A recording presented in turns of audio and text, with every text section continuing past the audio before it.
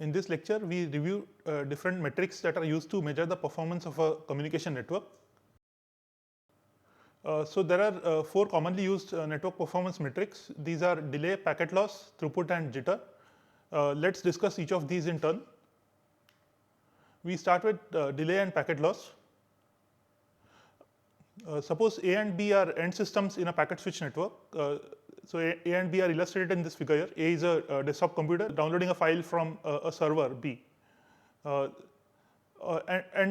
communication is bidirectional, say. So there is also traffic. There is a flow from A to B and a flow from B to A. Delay is the time taken for a packet to travel from A to B. So notice that delay is measured on a per packet basis. The delay is in general different for different packets, and for a packet, the delay is the time required for the packet to travel from the source A to the destination B. Packet loss is the phenomenon where packets are sent by the source A, but they are dropped by intermediate routers.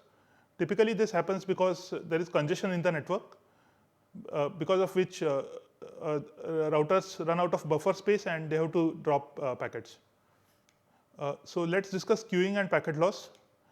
Packets arrive at a router on incoming links. In this figure, consider this router. Packets come in at this router from source A and from source C.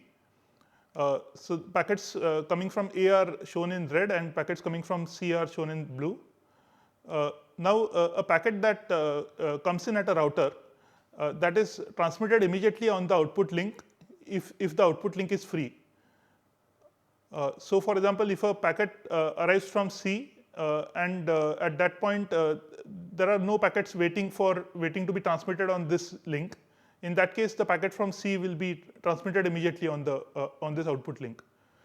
But if there are other packets at the router which are either being transmitted on this link or are waiting to be transmitted on this link, in that case the incoming packet waits in a queue for its turn to be transmitted on this output link. So there is some time spent in waiting in the queue. This delay is known as queuing delay. And the queuing delay in a network varies with time. It depends on the current congestion level. If there is high congestion, then there will be high queuing delays and vice versa. The queue grows whenever the total rate of incoming packets exceeds the output link capacity. For example, suppose the rate of this output link is 10 Mbps. Whenever the total rate at which packets sent by A and C exceeds 10 Mbps, the queue will start growing. As the queue grows, the buffer space at this router starts getting consumed. Eventually, there will be no free space in this buffer for storing new packets that are arriving. In that case, the newly arrived packets are dropped since there is no space to store them. Now, if packets are dropped at a router, then they can be retransmitted by the source. We discussed earlier that the source starts a timer when it transmits a packet, and if it doesn't receive an acknowledgement until the timer expires, then it retransmits the packet. But the downside of retransmissions is that it results in additional delays. So the packet loss has to be detected, and then another packet has to be sent, and that new transmission has to travel all the way to the destination again. So this results in delay, and it also wastes bandwidth in the network. Recall that congestion control seeks to limit the queue lengths and packet losses. Now there are 4 sources of packet delay at each router on the path from a source to a destination. Let's discuss these 4 sources of packet delay. These 4 sources are transmission delay, propagation delay, nodal processing delay, and queuing delay. So let's discuss these. And again, I point out that these 4 delays are incurred at every router on the path from a source to a destination. So the processing delay is the following. Once a packet arrives at an incoming link, for example, a packet arrives from A to this router on this incoming link, the packet is checked for bit errors. We discussed earlier that checksum is added by the source of a packet. Checksum might be, for example, Hamming code or parity checksum and so on. So using this checksum, the router checks for bit errors. If any bit errors are detected, then the packet is dropped. Otherwise, the packet is further processed.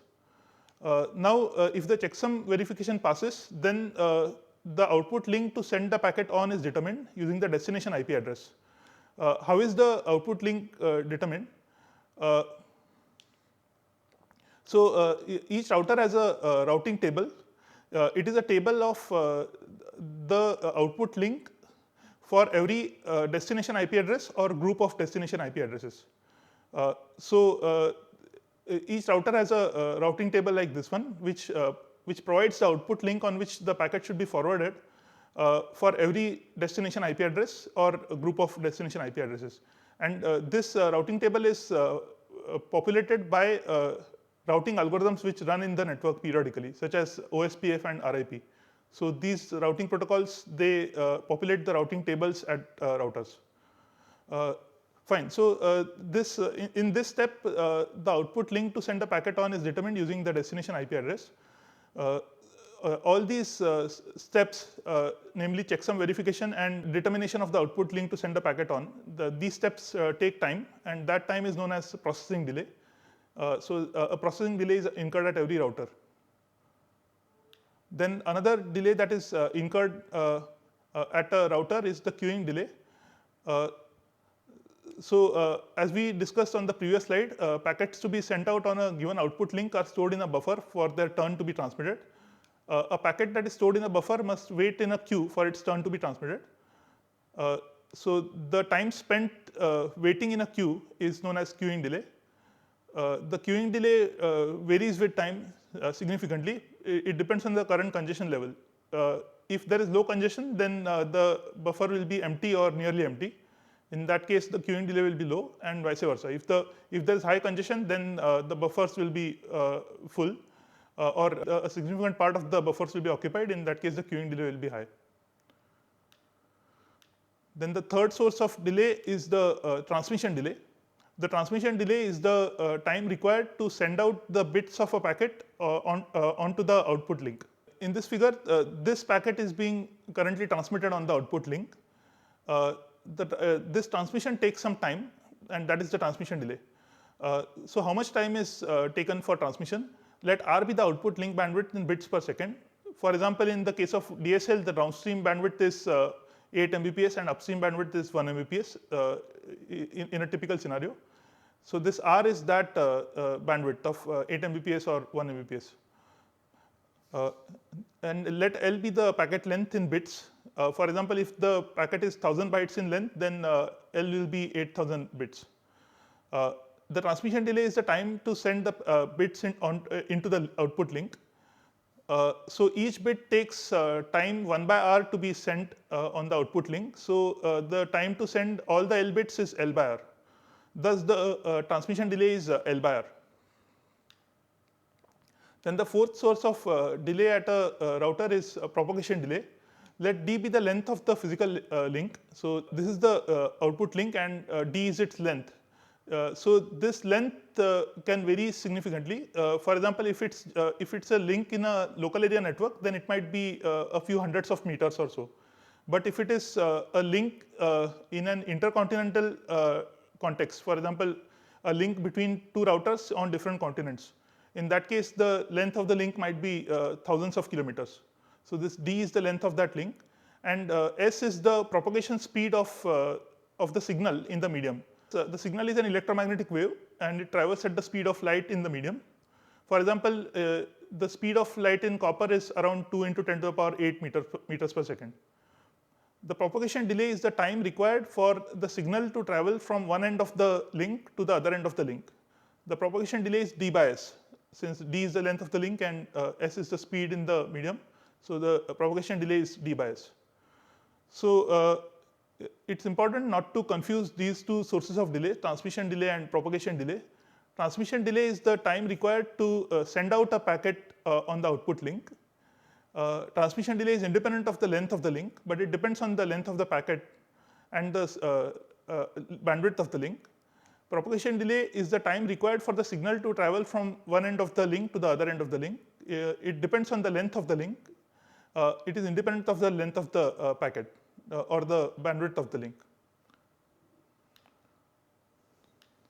Now, consider packets that are sent from a source S to a destination D via n intermediate routers P1, P2 up to Pn. The end-to-end delay from S to D is obtained by adding all the delays on each hop from S to D. The end-to-end delay includes the 4 basic delays which we discussed above, namely nodal processing delay, queuing delay, transmission delay, and propagation delay. There may be additional delays on some hops from the source to the destination. For example, if one of the links is a wireless link, in that case there'll be a medium access control delay for acquiring the medium. Or one of the links may be a shared link, which is to which many nodes are connected. Again, the source node has to first acquire the medium for transmission by contending with the other nodes attached to the medium. So that will result in additional delays. So in summary, at each hop from source to destination, these 4 delays are incurred, and in addition, some additional delays may also be incurred.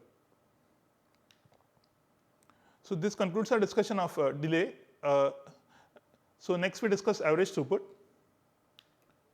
Suppose A and B are end systems in a packet switch network. This is A, which is a server, and B is an end system. Suppose a file of size f bits is transferred from A to B in t seconds. Average throughput is the rate of data transfer. It is f by t, the number of bits transferred divided by the time taken for the transfer. So in this definition, only the useful bits are counted. Recall that the file is broken into several packets and a header is added to each packet. But in this calculation of average throughput, we don't count the header bits. We only count the application data, which is useful to the application. So the file itself, the bits of the file itself, which is f bits, only those are taken into account in this definition. So the average throughput is f by t. For example, the average throughput if an attachment of size 10 to the power 6 bits is downloaded from Gmail in 4 seconds is, by definition, it's 10 to the power 6 bits divided by 4 seconds. That's 0.25 Mbps. So this is the average throughput. It's the rate of transfer. Now, we have another definition of throughput, which is instantaneous throughput. It is intuitively the rate at which the destination is receiving bits at the current instant. For example, when we download a file through a file transfer application or through a browser, then the browser displays either the amount of time left or the number of bits or how much data is still to be downloaded. So this number displayed by browsers or file transfer applications is the instantaneous throughput. That is, if it displays the bit rate at which the file is being downloaded, so then that is the instantaneous throughput, and the remaining time and the number of bytes yet to be transferred, these depend on the instantaneous throughput. So now, what do we mean by rate at which the destination is receiving bits at the current instant? Bits are discrete. So in practice, to measure the instantaneous throughput, we measure the average throughput in a small time window of maybe 100 milliseconds or so. So the average throughput in a small time window is used as the instantaneous throughput. So this instantaneous throughput keeps on varying with time, depending on the congestion level in the network and other factors. Another performance metric is jitter. Again, suppose A and B are end systems in a network, and there is a flow from A to B. This is the horizontal axis is the time axis, and the upper set of packets are the stream of packets at the source. That is A in this case. Suppose A sends packets which are uniformly spaced in time, as shown by the upper set of packets. But at the destination, the same packet stream looks like the set of packets at the bottom of the figure. So the spacing between adjacent packets is different for different packets.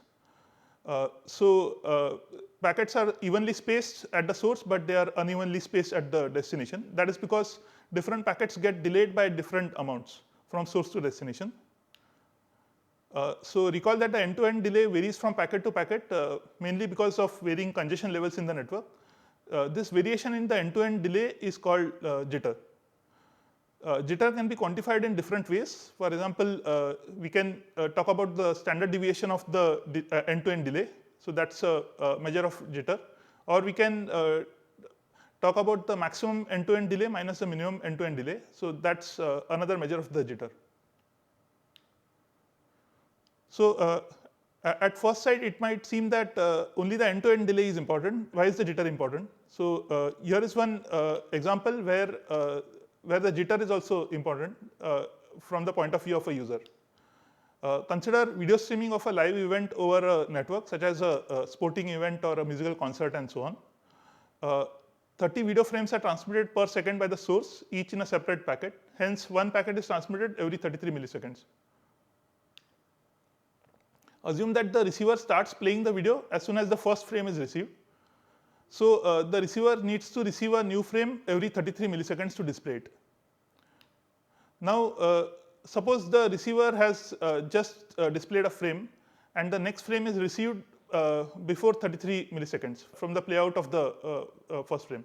In that case, the frame can be saved and displayed later. But if the next frame is received after 33 milliseconds from the playout of a frame, then the video is stuck.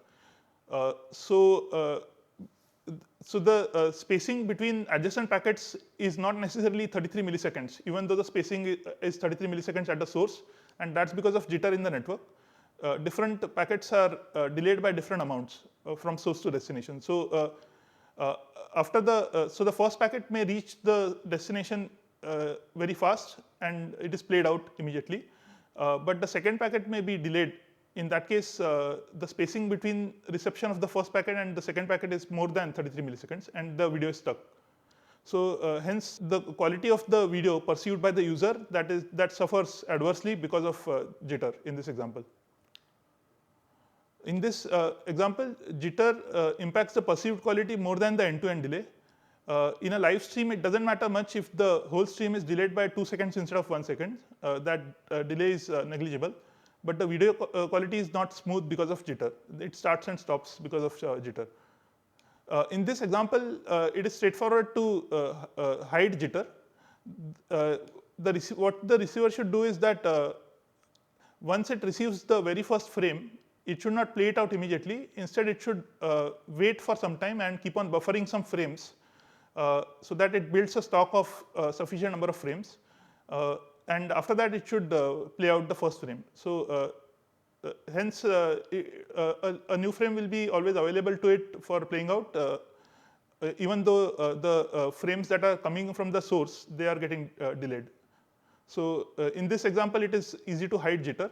But in some cases, it may not be so easy to counter jitter. For example, consider a live telephone call between over the network between A and B. In that case, end-to-end delay should be small. So typically, end-to-end delay should be less than 200 milliseconds or so. So in that case, the receiver cannot buffer packets by a large amount before playing out the packet. So it is so jitter is it becomes difficult to counter jitter in such cases. Now, a network can be viewed as a communication infrastructure that supports distributed applications such as web, email, games, e-commerce, file sharing, internet telephony, video streaming, and so on. The quality of service experienced by applications depends on the metrics that we discussed, namely throughput, packet loss, delay, and jitter. The higher the throughput, the better it is. The lower the packet loss, the better it is, and lower the delay and lower the jitter, the better it is for the application. The QoS requirements vary across applications. Which ones of these metrics are important and which are less important, that depends on what kind of application it is. Broadly, applications can be classified into the following categories, but there are also hybrids. So these categories into which applications can be classified are elastic and real-time applications. Examples of elastic applications are file transfer and web downloads. Here the delay and jitter requirements are not stringent. We only care about when the entire file or the entire web page is downloaded. The delays of individual packets don't matter much. Now the packet loss is not tolerable. For example, if we are downloading a PDF file or a web page, in that case, even if 1 byte gets corrupted, the receiver is not able to render the file properly. So if the network loses packets, then they must be detected by the source, and the source must retransmit those packets. Now the throughput must be as high as possible for elastic applications. Recall that the average throughput is f by t. The higher the throughput, the lower the value of t. That is the transfer time is less. So it is the better it is for the user. So elastic applications require as high a throughput as possible. The other kind of applications are real-time applications. Examples are internet telephony and live video streaming. These applications have stringent delay and jitter requirements. For example, in internet telephony, the end-to-end delay should be less than 200 milliseconds. If it is more than 200 milliseconds, then after a user speaks, there is some interval before the other user can hear what the first user said. So the quality of the call suffers. So for good quality of service, the end-to-end delay should be less than 200 milliseconds, and also the jitter should be low. Otherwise, we'll face the kind of problems that we saw in the example. Some packet loss is tolerable. If there is packet loss, then there is some slight disruption in the sound or picture quality, but that is acceptable for users typically. And what are the throughput requirements? The instantaneous throughput must be above some threshold. For example, 24 kbps for a voice call of a certain quality. So any throughput above this threshold is equally good. It is unlike elastic applications for which the throughput must be as high as possible. So these are broadly two different kinds of applications: elastic applications and real-time applications, which have different kinds of QoS requirements, which are summarized in this slide. This concludes our discussion of network performance metrics. Thank you.